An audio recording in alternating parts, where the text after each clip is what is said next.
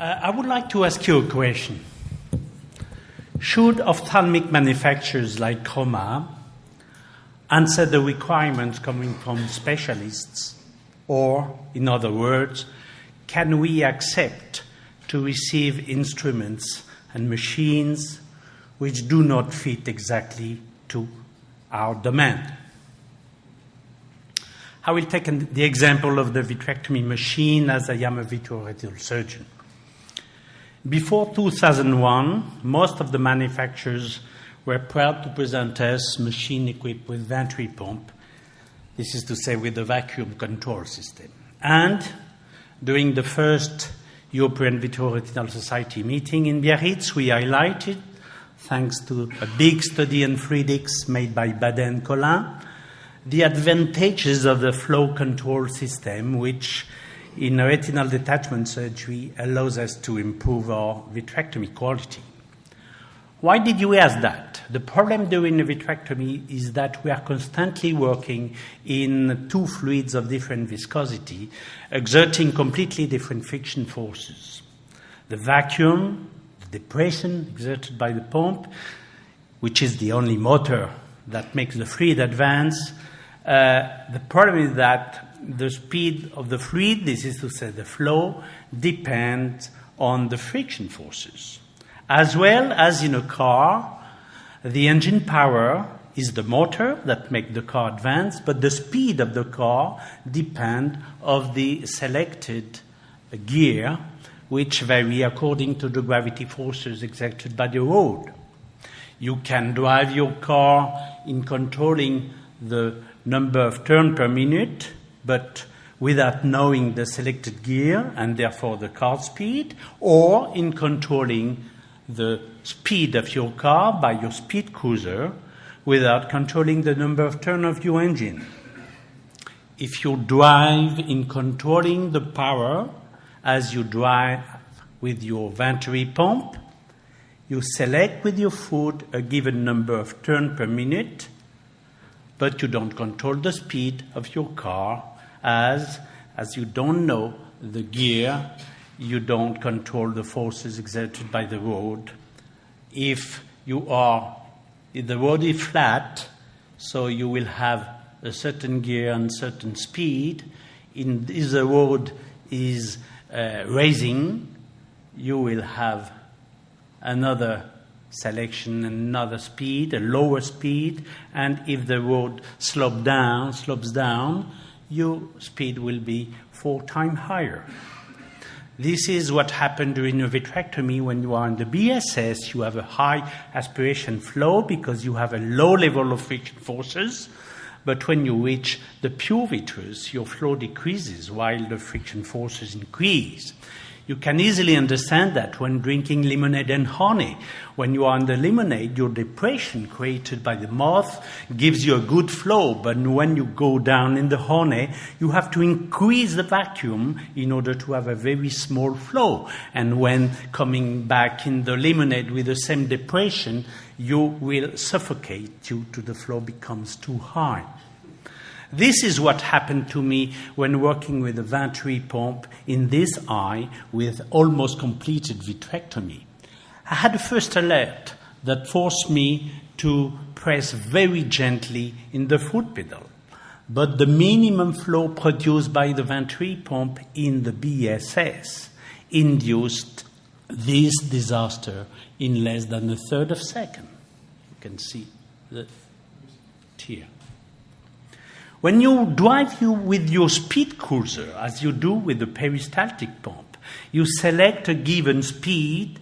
If the road is flat, you will use the same engine power that previously with the power control.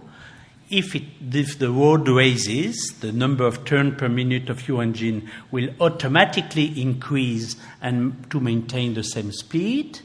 And if it goes and will decrease on the contrary when the road slopes down. The same in a vitrectomy procedure working with a flow control machine. The vacuum adapts automatically in order to maintain the given flow. In fact, the rollers eliminate the same quantity of liquid, whatever the viscosity of the fluid we want to pump, and this is really what we want to do, controlling the entering of the fluid at the handpiece tip. This French culinary expert can explain that to you. He will reproduce the pump system using tubing that he will place in two glasses. One is contain a wine of very weak viscosity, the Rosé de Provence, and they will use to simulate the pump his wife favorite instrument when they come late at night, the rolling pin.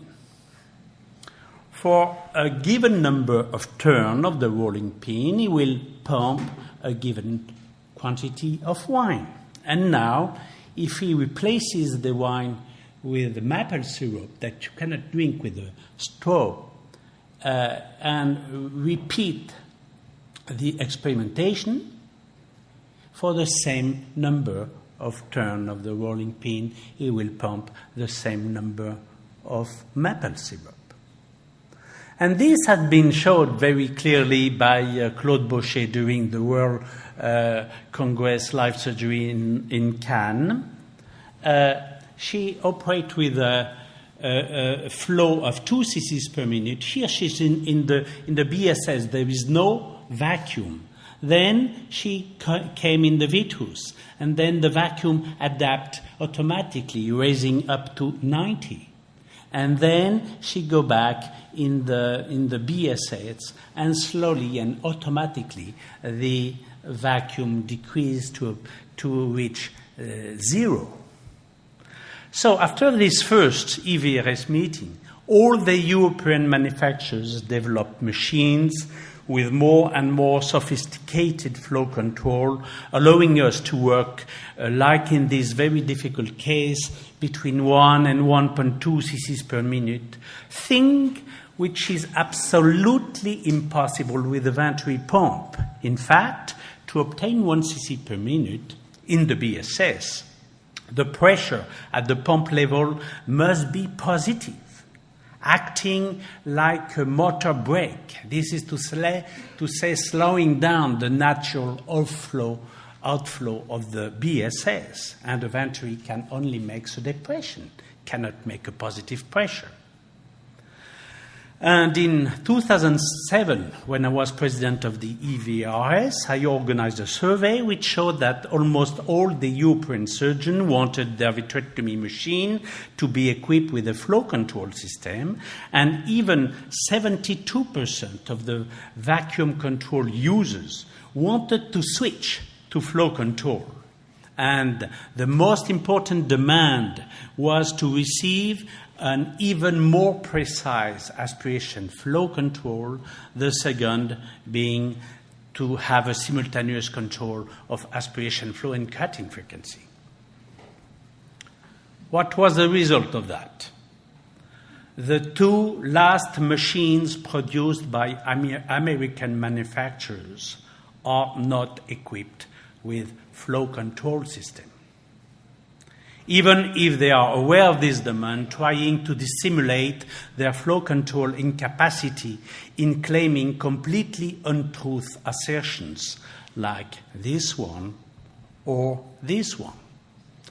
So I don't know if you encounter this problem in anterior segment surgery. If this is the case, how did you solve that? And what should we do? Thank you for your attention.